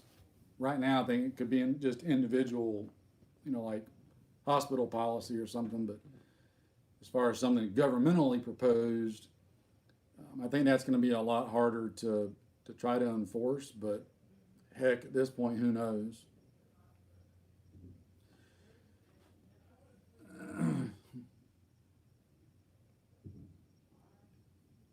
Yeah, I heard that too, Quasar, but I've also seen where she didn't, and they showed she was okay, that was a false rumor that got started. So I don't know. Honestly, I haven't been concerned enough about it to look into it, because I really didn't care, because I don't want it regardless. Here's what I think is amazing about the vaccine. I think this is something that gets overlooked in all this too. And I know there's a lot of people that their main concern is that it hasn't been tested enough, and it's I get that, but it's amazing that when government steps out of the way, how fast right, you're able to produce a vaccine that that is even on the low end is supposedly 90% effective, I think. And it's not there's something, but obviously, like, everybody's been vaccinated, it's not killing everybody, type of deal. Yeah, it just shows you how much, and it's about finding that balance. Is how much of the BS regulations, keep companies from coming up with these things, and how much of it is really there to protect us, and how much of it is there to protect, a, you know, a corporation's from its own from competition. Yeah. You know, so I think that's what's been amazing about this, is that seeing when government actually steps out of the way, how fast these folks are able to come up, not just one company, but like 4 companies to be able to do this. So Yeah. That's it. I mean, there's the private sector can move fast whenever there's not being hindered, but it's not something that I want. I've got too many questions about it, and part of those questions is because there's still regulations on how they can test this stuff. yeah, So if they got some of that stuff out of the way where they could actually test it properly without it taking so long. I mean, some of it, like certain doc that we know has said, something like this with the kind of drug that it is and the way it works with the DNA and stuff, you actually need about 8 years worth of data to see what it's really gonna do. Yeah. So, nah, I'm not gonna. but it usually takes them several years just to get to the point where they can start Right. doing it to get the 8 years of data on what it will not do, and that's what I think is amazing. Yeah, and I remember like everybody remember the beginning of COVID, how government was trying to figure out ways to get out of the way, you know, so that we could make hand sanitizer and do all this stuff. They were looking for ways get out of the way, and then how quickly they shifted to now we just need to overdo control now, and I think that's what's good.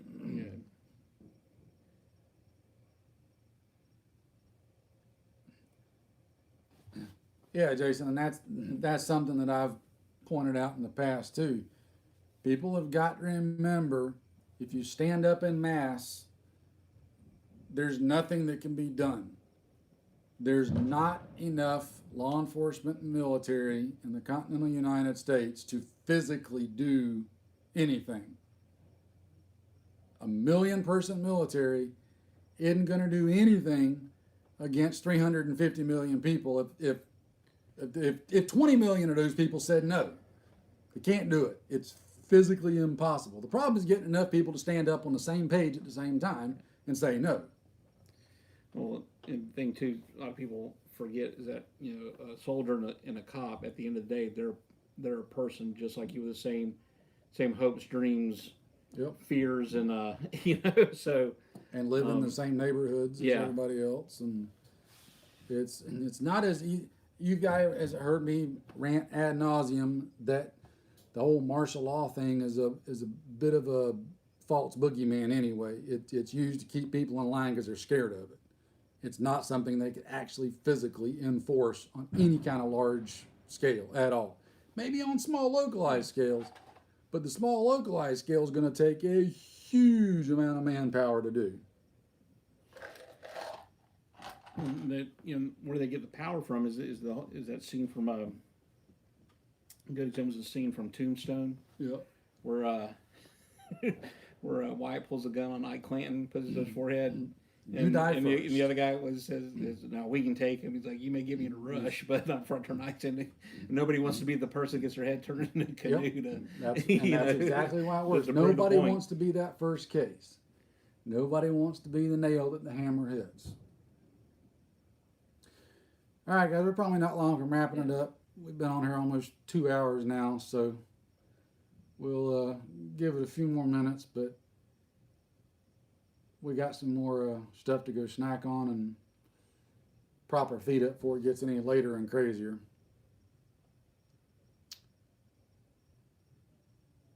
Kyle, no, it will not be state versus state.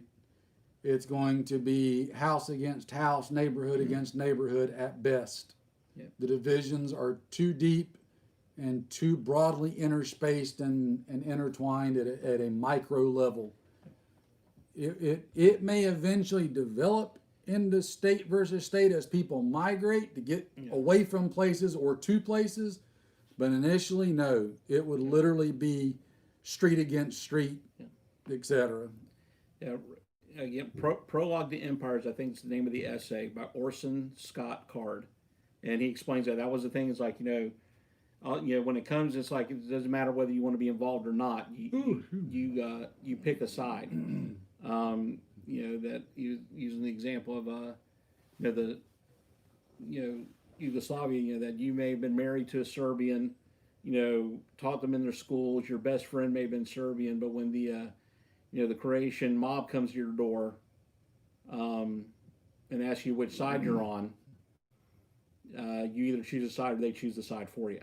Yep. And that's what it was. It was literally, neighbor versus neighbor, family against family. And you weren't allowed to stand by. It wasn't nice, clean north-south state dividing lines. No, there won't be a Mason-Dixon line like there was the first go around. Won't be one. So a lot of people think it's city versus country, and that's not. It's going to be. Yep. At some point, it may stabilize that way, but No, and you're right, Jason. I think that's a legit concern. There are entities out there, other nations, that would love nothing more to help facilitate us burning ourselves down so that they could then easily walk in and pick over the scraps. That's absolutely a possibility, in my opinion. So to start kind of wrapping it up, guys, just wanted to tell you all again, Happy New Year. Appreciate all the support this year. I know it's been kind of crazy, and I know I haven't gotten out all the videos that I've done in the past few years just because of time constraints, situational constraints, financial constraints, et cetera, et cetera.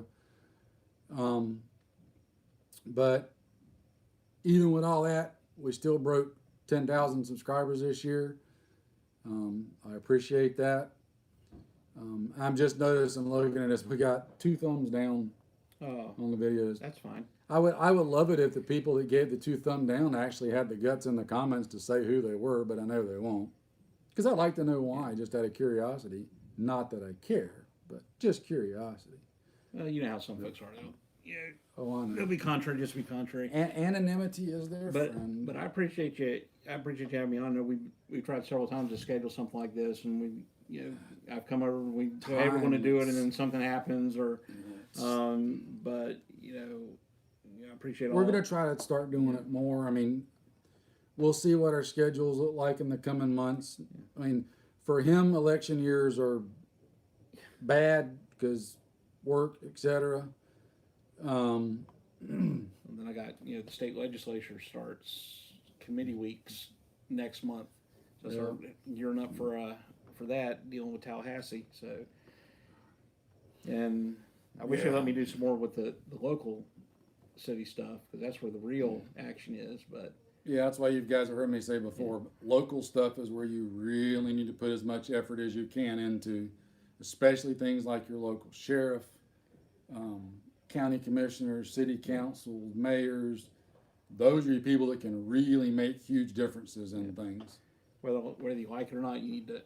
I mean, every primary, off election, go vote. That's the way you stay involved, and actually go when you have opportunities to go talk to candidates, go to forums and stuff like that. Even like my representative in Congress is not the same political party I am, but I've still gone to some of his events, and especially stuff that I know that's low attendance, where I'll actually get to talk to the staff. And when they find out that I'm not part of his party, they kind of get, oh, what's that for? And I was like, well, listen, he's still my congressman, so he has to listen to me. I got to be involved as well. That's the thing is, you've got to, if you can't vote in who you want, then you got to hold accountable, who gets in, regardless of whether you want him in or not. And that's the way you do it. That's the way we used to do it. And I wish that's where folks would get back instead of just complaining on Facebook or, saying they're going to take their ball and go home, that we get back to, our system was meant to be participate. Yeah. Was you were supposed to participate in the system. And when we decided we were going to just let them do it all by themselves, and we would show up at the ballot box whenever we did, then that's where we lost control. So who do I ultimately blame? I blame me, for not doing that for years, and everybody else too. It all goes back to what Ben Franklin said when he was asked, well, what do we get? Was it democracy or a republic? And he said a republic, if you can keep it. Yeah. So, Margaret, I appreciate that. Thank you very much. I don't do a lot, but I try. Let's see.